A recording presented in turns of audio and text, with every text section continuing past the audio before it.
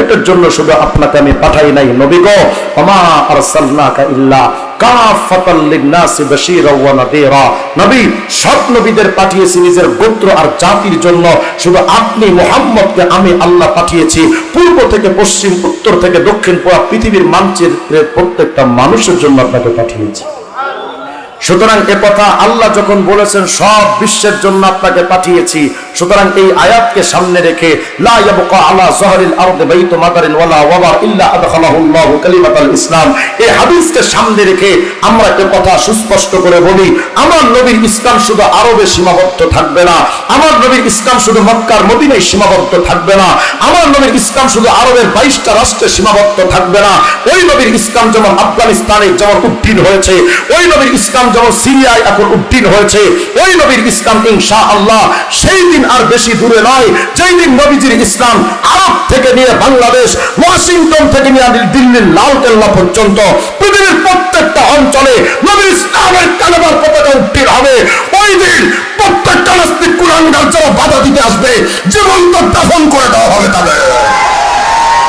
কিন্তু এটার জন্য তো আপনার আমার প্রস্তুতি নেওয়া দরকার, কিন্তু আপনি আমি তো আজও পর্যন্ত প্রস্তুতি নিতে পারিনি। ঠিকই সামনে ইলেকশন যখন আসবে আপনারা জাতীয়তাবাদে ভোট দিবেন, আপনারা গণতন্ত্রে ভোট দিবেন, আপনারা সমাজতন্ত্রের দিকে দৌড়াবেন।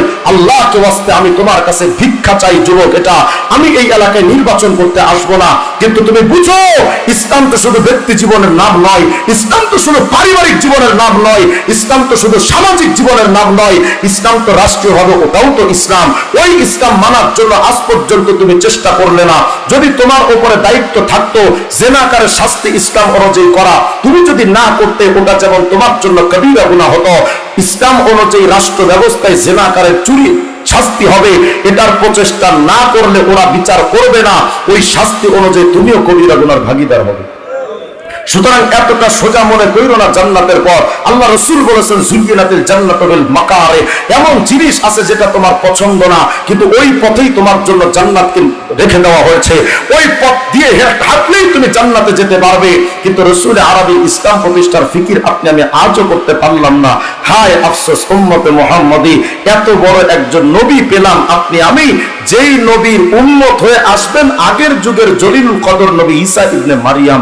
ওই ঈসা ইবনে মারিয়াম একজন শরীয়তধারী নবী এই পৃথিবীতে আসবেন, তিনি এসে আমার নবীজির মতো টুপি মাথায় দিবেন, আমার নবীজির মতো দাড়ি কাটবেন, আমার নবীজির মতোই তিনি চুল কাটবেন, আমার নবীজির মতোই তিনি পোশাক পরবেন, তিনি নিজের ধর্মের উপরে এক বিন্দু পরিমাণ আমল করবেন না, পুরাটা আমল করবেন আমার নবীর সুন্নাহ মোতাবেক। যদি আগের যুগের একজন নবী আমার নবীকে পুরাটা মেনে নিতে পারে, উম্মত হিসেবে তুমি আমি মানতে পারলাম না, এর চাইতে বড় হতভাগা জাতি আর কি হতে পারে আমাকে বোঝা।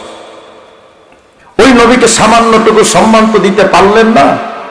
ওই নবীর বিরুদ্ধে কুলাঙ্গাররা কথা কয় তোমার শরীর জ্বলে না, তোমার রক্ত টকবক করে ফোটে না, অথচ তুমি বিএনপি করো, জিয়ার বিরুদ্ধে কথা কইলে তোমার শরীর রক্ত টকবক করে ফোটে। তুমি আওয়ামী লীগ করো, মুজিবের বিরুদ্ধে কথা কইলে তোমার শরীরের মধ্যে রক্ত টকবক করে ফোটে। তুমি জাতীয় পার্টি করো, এরশাদের বিরুদ্ধে কেউ কথা কইলে তোমার শরীরের মধ্যে রক্ত টকবক করে ফোটে। যদি তাই হয় তাহলে আমি তোমাকে এটা চ্যালেঞ্জ করে বলি, তোমার জিয়া তো 56,000 বর্গ মাইলের স্বাধীনতার জন্য শুধু ঘোষণা দিয়েছিল, ঘোষক তো সামান্য এতটুকু, আর তোমার বঙ্গবন্ধু তো মাত্র 56,000 বর্গ মাইল স্বাধীন করার স্থপতি, বাস এতটুকুই তো। এই পৃথিবীর ভূমণ্ডলে এই বিশ্ব মানচিত্রে সর্বপ্রথম স্বাধীনতার ঘোষণা দিয়েছিলেন আরবের বুকে এসে মুহাম্মদ রাসূলুল্লাহ। সর্বপ্রথম এই পৃথিবীর বুকে স্বাধীনতার স্থপতি ছিলেন মুহাম্মদ রাসূলুল্লাহ। 56,000 বর্গ মাইলের স্বাধীনতার স্থপতিকে যদি তুমি মানতে পারো, তার বিরুদ্ধে কটূক্তি করলে তোমার যদি সহ্য না হয়, আজকে থেকে সিদ্ধান্ত নিতে হবে। আর তোমার জিয়া এরশাদ আর মুজিবের মতো মিলিয়ন বিলিয়ন ট্রিলিয়ন কোটি জিয়া এরশাদ মুজিব যদি এক পাল্লায় রাখা হয়, আমার নবীর পায়ের ধুলার সমানত হবে না।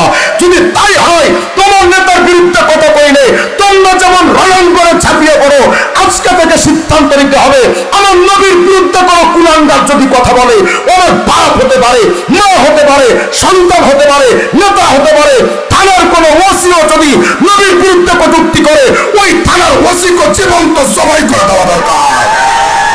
আমার নবীর বিরুদ্ধে কোনো কুলাঙ্গার কথা বললে আমরা তাদের ব্যাপারে বিন্দু পরিমাণ বরদাস্ত করব না। হ্যাঁ, আমি জানি এই বক্তব্য দেওয়ার পরে আমার নামে রাষ্ট্রদ্রোহ মামলা হতে পারে, আমি স্পষ্ট করে তারপরে বলি মামলা হইলে হবে, কিন্তু সুস্পষ্ট বক্তব্য হলো আমরা 53টা বছর যাবত এই বাংলাদেশে সংবিধানে আমরা বলেছি প্রত্যেকটা সরকারকে আইন করেন রাসূলের ইজ্জত হেফাজতের আইন, আমার নবীর ইজ্জত হেফাজতের আইন করেন, রাসূল অবমাননার বিরুদ্ধে আপনারা রুখে দাঁড়ান। আজ পর্যন্ত কোন সরকার এটা হিম্মত করতে পারে নাই বাংলাদেশের সংবিধানে, অথচ তারা মদের আইন বৈধ করার আইন পাশ করেছে, তারা পতিতালয় বৈধতার আইন পাশ করেছে, তারা সুদের আইন বৈধ করার আইন পাশ করেছে, তারা সব পারে, কিন্তু নবীজির ইজ্জত হেফাজতের আইন আজ পর্যন্ত কেউ করতে পারলো না। সুতরাং আমাদের আর বুঝতে বাকি নাই, সব শালারা বাটপা। তবে আমার রাসূলের ইজ্জত হেফাজতের আইন তো বাংলাদেশের সরকার করে নাই।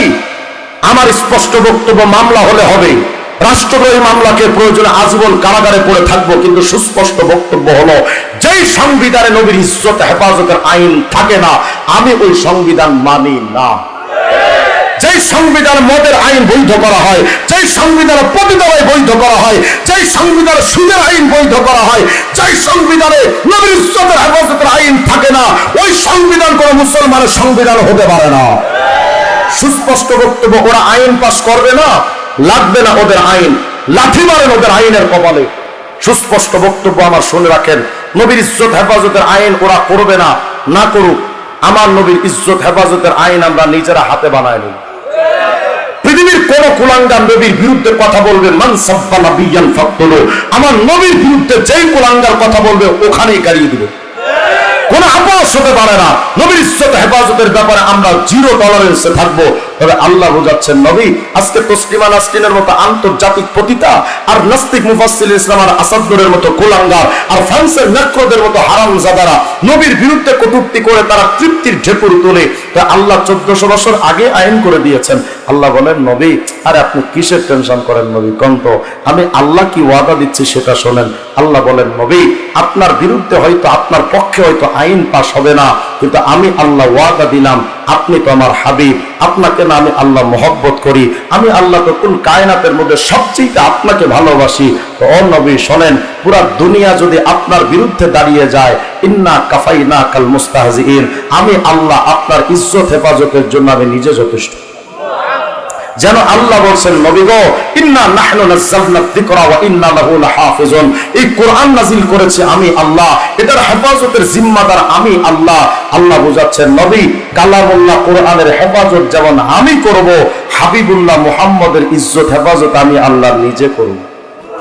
শুধু কি তাই, আল্লাহ বলেছেন, আরবি ইন্না শানি আকা হুয়াল আবতার, আপনার বিরুদ্ধ শক্তিকে আমি আল্লাহ নির্বংশ করে দিব। এমন ভাবে নির্বংশ করেছেন, আবুল হাব নামটা আজ পৃথিবীতে কেউ রাখে না। আবু জেহেল বলো, আবুল হিকাম বলো, এই পৃথিবীতে কেউ তাদের নামটাও রাখে না, তাদের প্রেতাত্মারাও তাদের নামটা রাখে না, এমন ভাবে আল্লাহ নির্বংশ করেছেন। শুধু কি তাই, কি আজীব কথা আল্লাহ বললেন কোরআনে কারীমে। আল্লাহ বলছেন, ও নবী নবী আপনার শান, আপনার মান, আপনার ইজ্জত, আপনার দাম নবী আমি আল্লাহ অনেক অনেক অনেক অনেক উপরে উঠাবো। তো জিবরাইল আমিন আসছেন, আয়েশা বলছেন, নবী আপনি বলেন তো আপনার ইজ্জত আল্লাহ কিভাবে উঠাবেন, ওয়া কাইফা রুফিয়াত। জিবরাইল নবীজি বলছেন, জিবরাইল আমি তো জানি না। ওই সময় আল্লাহ পাক একটা ওহী নাজিল করলেন। এটা বোঝার জন্য ছোট্ট করে বলেন তো, আপনাদের এই নোয়াখালী অঞ্চলে ছেলে মেয়েরা, যুবক যুবতী, কপট কপতিরা প্রেম করে না? যেই ছেলেটা যেই মেয়ের সাথে প্রেম করে, দেখবেন ওই ছেলেটা নিজের নাম আর প্রেমিকার নাম হাতের মধ্যে ট্যাটু করে। কথা হয় এমন ভাবে সুর আছেন যে আপনারা সব আব্দুল কাদের জিলানী জান্নাত থেকে পালায় আসে। লেখে না লেখে না, বেলেট দিয়ে কেটে কেটে নাম লেখে, বুকের মধ্যে লেখে, বাহিরে লিখলে মানুষের টের পাবে জন্য পুরো নাম লেখে না, দুই নামের শুরু অক্ষর নিয়ে ফর এক্সাম্পল এভাবে লেখে দেওয়ালে S+M লাগে না? আর শুধু দেওয়ালে নাকি মিয়া, বাথরুমে বাথরুমে লেখা। মানে ছেলেটা বোঝাতে চায় আমার নামের পাশে যার নাম ও আমার প্রেমিকা, আমার প্রেমাস্পদ, আমার ভালোবাসার মানুষ। আল্লাহ বোঝাতে চান, নবী গো এই যদি হয় দুনিয়ার ভালোবাসার বহির প্রকাশ, নামের পাশে নাম রাখা, তো আমি আল্লাহ এটাও বাদ দেবো কেন? ও নবী ওরফানা লাকা যিকরাক, আই ইদা যুকিরতু যুকিরতা মাই, ও নবী নামের পাশে নাম রাখা যদি ভালোবাসার বহির প্রকাশ হয়, তাহলে আমি আল্লাহ সিস্টেম চালু করে দিলাম। কুল কায়নাতের সাতবক জমিন আসমান সহ কুল কায়নাতের যেখানে যেখানে আমি আল্লাহর নাম উচ্চারিত হবে, সেখানে সেখানে আপনি মুহাম্মদের নাম উচ্চারিত হবে। দেখেন তো কোথায় আছে? আল মাওয়াহিবুল লাদুনিয়া, আল্লামা কাসতালানির কিতাব। তিনি একটা হাদিস নকল করেছেন। তিনি হাদিসের সনদ যেটা নিয়ে আসছেন, অনেক মুহাদ্দিসিন কেরাম হাদিসের সনদ দিয়ে প্রশ্ন তুলেছেন, কিন্তু আল্লামা কাসতালানি বলেছেন হাদা হাদিসুন সহিহ। কি হাদিস? হযরত আদম আলাইহিস সালাম একদিন আল্লাহকে বলেন, আল্লাহ 200 বছর ধইরা তো কাঁদলাম, ওই জান্নাতে নিষিদ্ধ বৃক্ষ খাইছিলাম, মাফ করেন মাফ করেন মাফ করেন, করলেন তো না। তো আল্লাহ, আমি আদম আজকে নতুন এক স্টাইলে আপনার কাছে ক্ষমা চাচ্ছি। কিভাবে কও? আল্লাহুম্মা আসআলুকা বিহাক্কি মুহাম্মদ। আল্লাহ, আমি আদমকে মুহাম্মদের ওসিলায় মাফ করে দেন। আসতে বললেন সুবহানাল্লাহ। আল্লাহ পাক সাথে সাথে জিজ্ঞেস করলেন, ইয়া আদম কাইফা আরাফতা মুহাম্মাদা? আদম, তুমি আমার হাবিব মুহাম্মদকে চিনো কেমনে? ওয়ালাম আখলুকু, এখনো তো দুনিয়াতে মুহাম্মদকে আমি সৃষ্টি করে পাঠাইনি, তো তুমি চিনলা কেমনে? হযরত আদম আলাইহিস সালামও বোঝাচ্ছেন, আল্লাহ আমি কেমনে জানি আপনি জানেন না? অন্তরের সব খবর তো, অদৃশ্যের সব খবর তো আপনি জানেন। আল্লাহ জিজ্ঞান কেন বুঝেন না? ভালো মানুষের, ভালোবাসার মানুষের কথা আলোচনা করলেও তো ভালো লাগে, কথা বলেন। আল্লাহ বলেন, আদম কও না, কিভাবে তুমি চিনেছো? হযরত আদম বলেন, আল্লাহ লাম্মা খালাকতানি বিয়াদিকা, ওই রূহের জগতে যখন আমাকে সম্মানের সাথে আপনি সৃষ্টি করলেন, ওয়া নাফাখতা ফিয়া মির রূহিকা, সম্মানের রূহটা যখন আমার মধ্যে আপনি ফুঁকে দিলেন, আল্লাহ আমি আদম যখন রূহ পেলাম, আমার বডি স্ট্রাকচারের ভেতরে রূহ আসার পরে আমি তো হাঁটতে শিখলাম, ধরতে শিখলাম, বলতে শিখলাম, শুনতে শিখলাম, দেখতে শিখলাম। তো আল্লাহ, ওই রূহের জগতে আমি যখন দেখতে শিখছিলাম, তো রাফাআতু রাসি, আমার মাথাটাকে একটু উপরের দিকে উঠালাম, উঠে আমি বুঝতে চাচ্ছিলাম, দেখি না উপরে কোন কোন সৃষ্টি আছে।